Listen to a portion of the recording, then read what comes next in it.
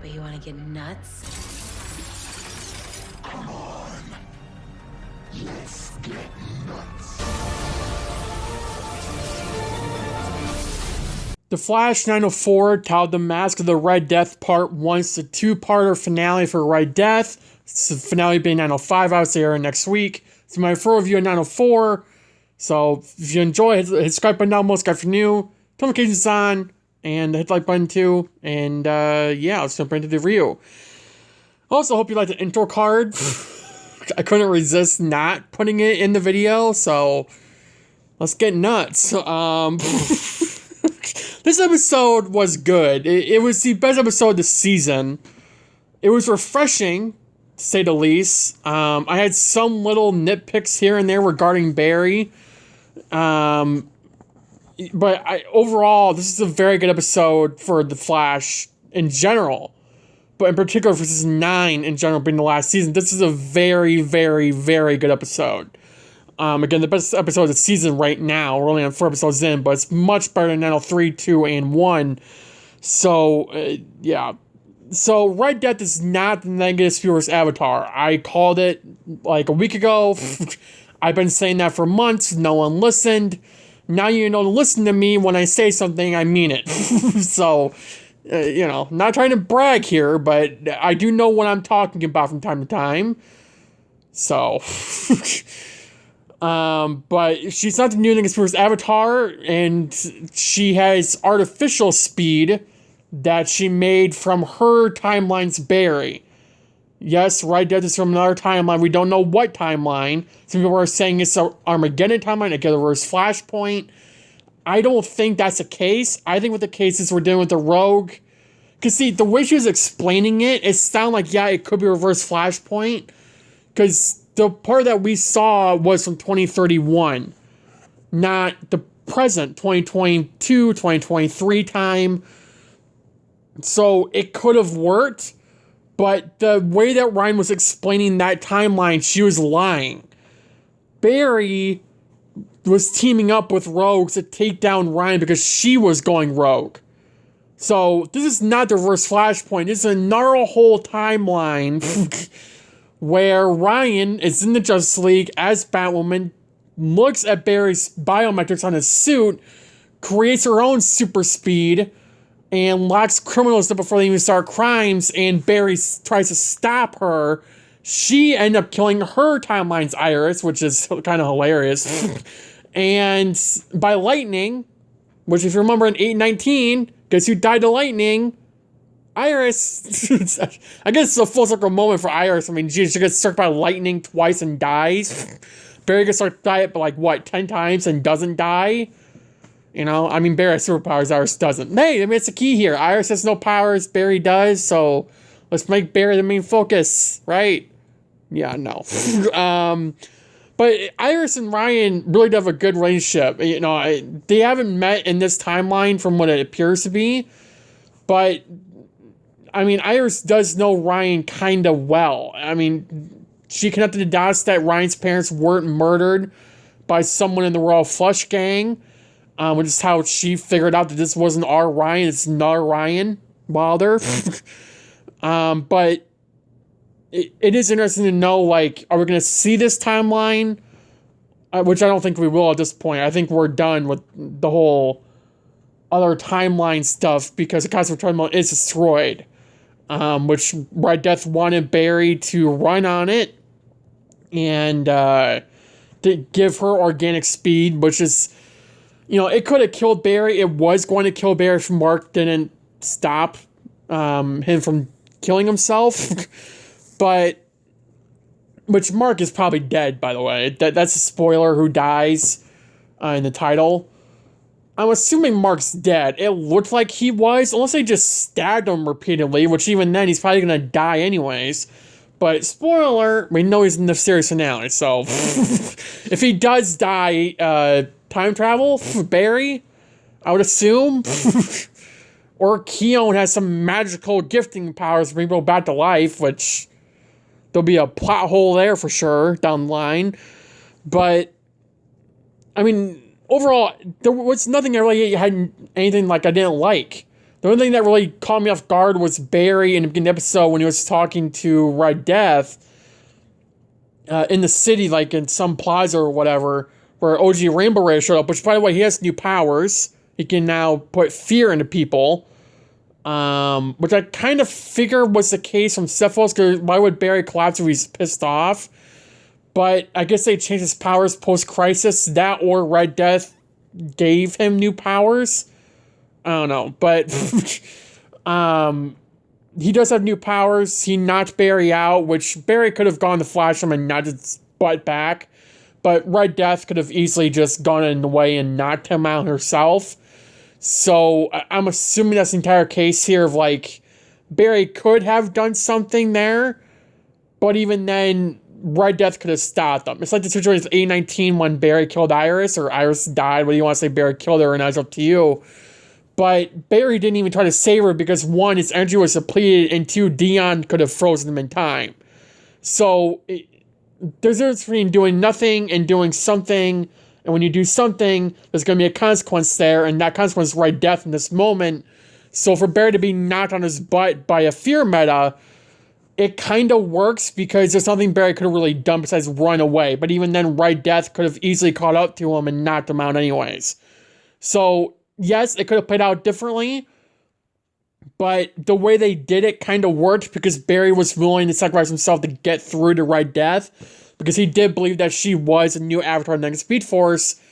Therefore, you know, it kind of made sense the more and more you think about it, at least to me. Joe Cecile, which is, I'm very proud of Eric Wallace for not having Cecile's little power noise. Like that stupid noise that plays every time she uses her powers. We heard every single episode last season. We haven't heard it more than twice this season so far. We're 4 episodes in. So that's a major improvement on Eric Wallace's part for Cecile. I think he's hurt everyone. She even brought up her powers, but she didn't use them. That's an improvement. Well, she, not the, mind reading powers. She used her telekinetic powers. But, which is cool. It's better than her just standing there reading people's minds when it's clearly obvious what, they're all thinking here. But, Joe Cecile apparently wants to stay inside the city now, after Cecile saved them. I do think that Joe will inevitably end up leaving. I can't imagine Joe wants to stay with Red Death and wherever the hell is coming next. But if he does stay, it's going to be weird. Like when we're at Joe's house and he's not there, it's just Cecile and Baby Jenna. Which, speaking of Baby Jenna, we got more of her in this one episode than we had the past 5 years. So, she was born in 423 and we've maybe seen her, twice? Or the last 4 or 5 years? Yeah, that's an improvement. Everyone's been asking to see her, and we saw her. I was surprised we we knew we would see her, but I was surprised that we saw her that much. We 4 or 5 scenes with her in it? She might as well be a series regular at that point. Jesus. It was surprising that we saw her that much. I'm glad we did, because it led to a Wally mention with Joe and some other stuff, but it was a cool scene to have, to see Baby Jenna again, and in the final season, because again, we haven't seen her since season 5, I think. Did we see her in season 8? I know they brought her up, but did we actually see her? No, we didn't. I would remember that.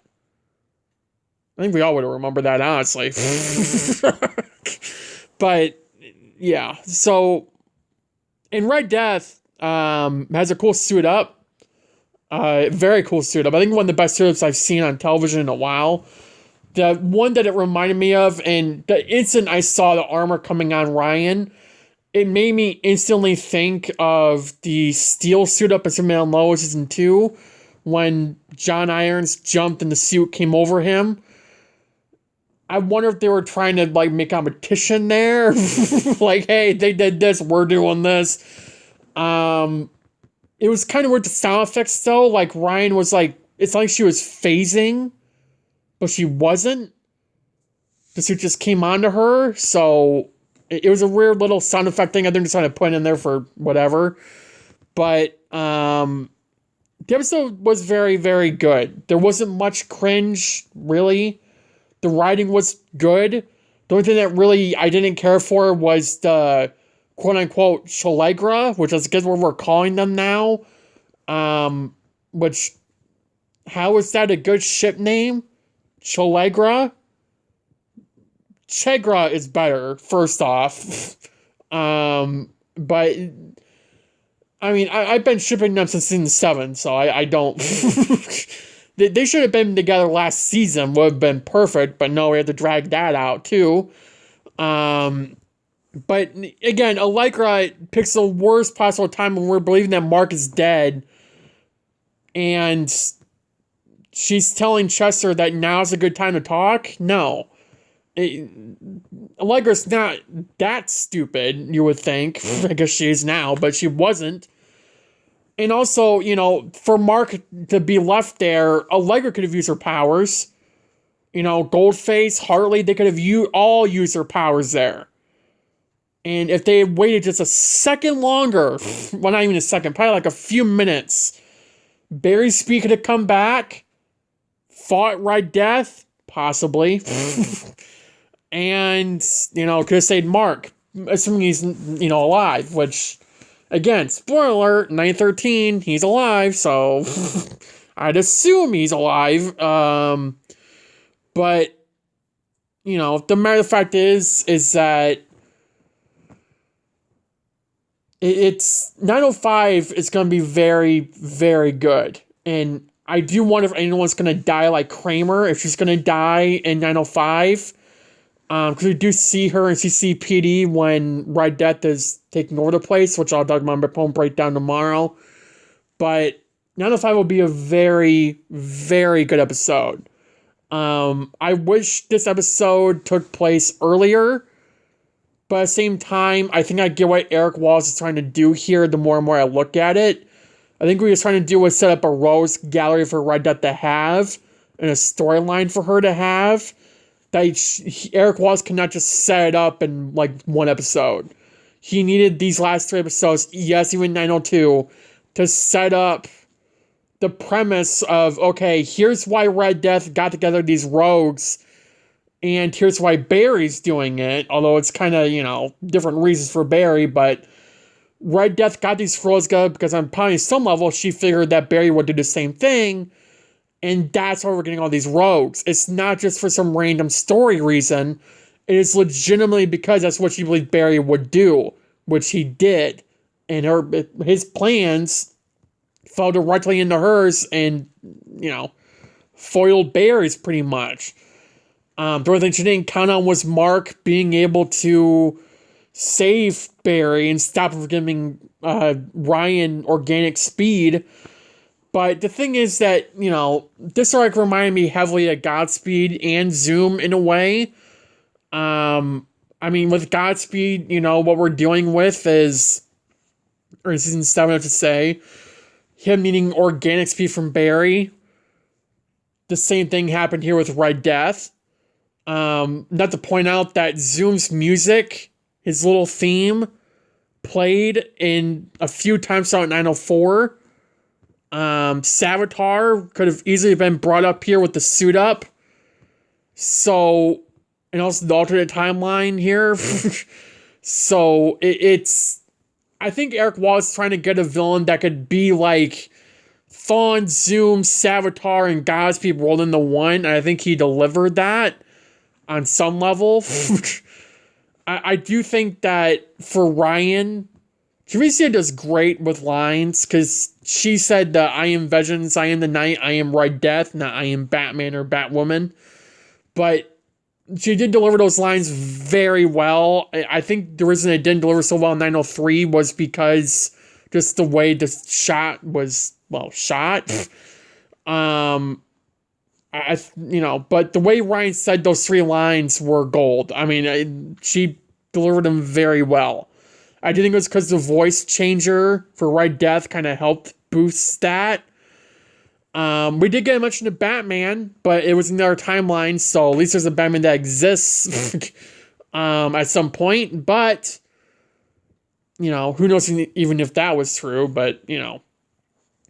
It's going to be a very, very interesting story arc.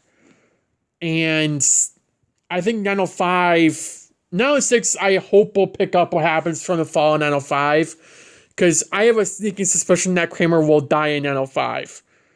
I can't imagine that, she won't. I mean, she's in CCPD with a room full of rogues who possibly murdered Mark, who have Red Death will probably murder everyone else on their little rogues gallery. So it's going to be very interesting to see where that all plays out. Now, I do hope, because see, this whole thing is a mess, right? Red Death was saying that Barry's a bad one here when she's a bad one. They both brought rogues in to fight each other so they could focus on fighting themselves. They took down Ryan's rogues, and Ryan killed her versus the Iris because they were fighting and they were pinning her down. She threw lightning and killed her. But what we don't know is if any of that is actually true, or she's just pulling crap off, or you know what, to make a storyline work to get Iris to believe her. We don't know. I think it's fair to say that Ryan Mother of that one timeline did murder her Iris. But I think it's fair to say that this is not Reverse Flashpoint. That being said, as I said earlier, in Armageddon 804, when we went to the future, that was in 2031, not 2021 or 2022. We're in 2023 now. So, yes, this could have been a Reverse Flashpoint. A lot can change in 8 to 10 years. But the thing is that I think the way they explained it, it would work a lot better with a different Earth. But they decided to do a different timeline, probably because it's time travel and it's a Flash. I mean, how do several different timelines exist on one plane of existence? Although I guess Barry literally created like 20 different timelines on Earth 1, so... But again, it's like, how would that even work? If it's in present day, wouldn't she end up in present day? And even then, would there be a timeline? Not even a timeline, like in the future, like 2042? Like, was this our Ryan from 2042? Like, what year is she from? Is it our timeline? Is it another timeline? What the hell's going on here? I think we deserve to know. I think we'll find out in 905, though. I can't imagine that the origin story of Red Death will not be brought up again, and then for it to be wrapped up in 905 and 906. But yeah, overall, it's a very good episode. Probably 9 out of 10 for me. It was the best episode of the season so far. Let me know in the comments down below your opinions of the episode. Thank you for watching. Have a good day. Have a good night. Stay safe. And I'll see you in the next video. Bye, guys.